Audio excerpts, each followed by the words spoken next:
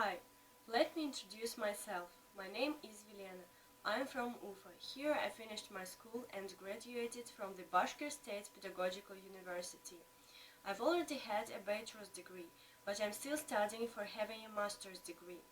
I want to visit the United States of America as it's a great chance to travel abroad and to meet a lot of new friends and get acquainted with people of different culture and of course to practice my language.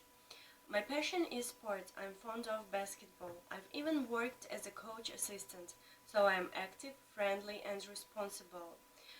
My objective for the future is to become an interpreter, but as for now, I try to combine my work with my studying.